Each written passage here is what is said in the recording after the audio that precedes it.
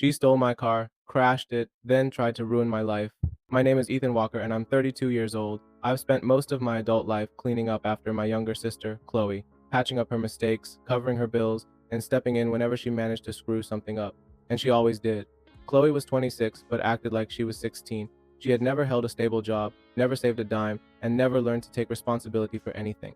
Somehow that had become my problem. Our parents, Mark and Susan Walker, had decided long ago that Chloe was too fragile for the real world. Mom always said she was a free spirit who needed time to figure things out. Dad simply refused to deal with her at all. So when she dropped out of college and moved back home, they made it my responsibility. Ethan, you're older.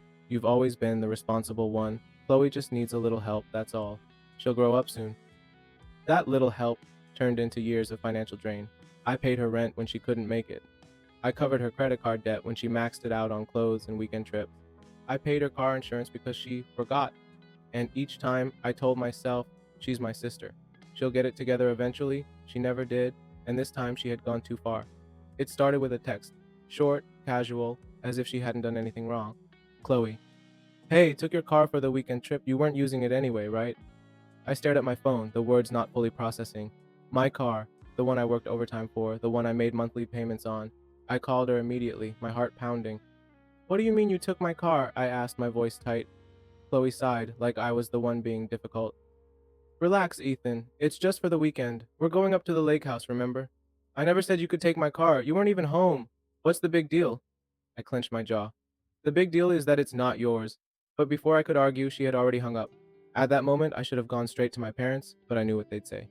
Ethan, it's just a car. She's your sister. Why are you always so selfish? It's not like she stole it. She's borrowing it. I let it go. I shouldn't have. The call that changed everything. The next call came at 2 a.m., waking me from a deep sleep. Chloe, sobbing. Ethan, I got into an accident. I sat up so fast my head spun. Are you okay? I think so, but the car... She inhaled sharply. It's totaled.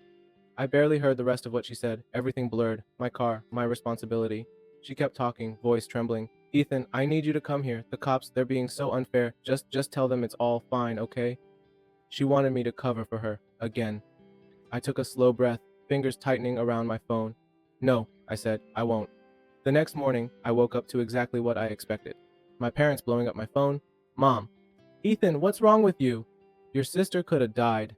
Dad. We raised you better than this. You need to step up and help your family. Mom.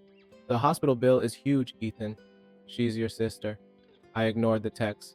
I ignored the missed calls until my dad showed up at my apartment. I opened the door and there he stood, arms crossed, face tight with anger. Get dressed, he ordered. We're going to the hospital. Now. I almost laughed. No, we're not. Dad's eyes narrowed. Ethan, you're acting like a selfish brat. Your sister needs you. I folded my arms. You mean she needs my money? She's family, Ethan. You don't just turn your back on family.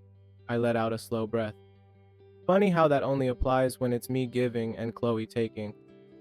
Dad's jaw tightened. You're making this harder than it needs to be. No, Dad.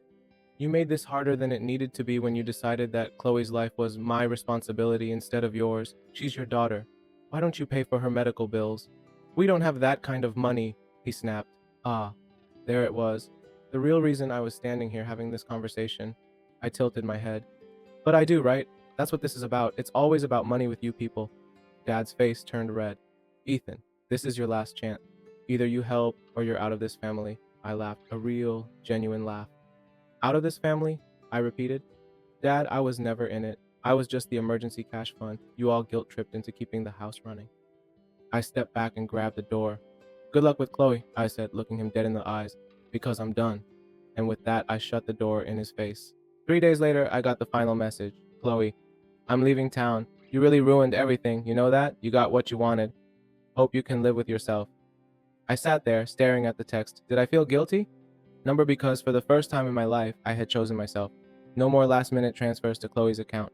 No more guilt trips from Mom. No more Ethan, be a good brother. I was free, and I never looked back.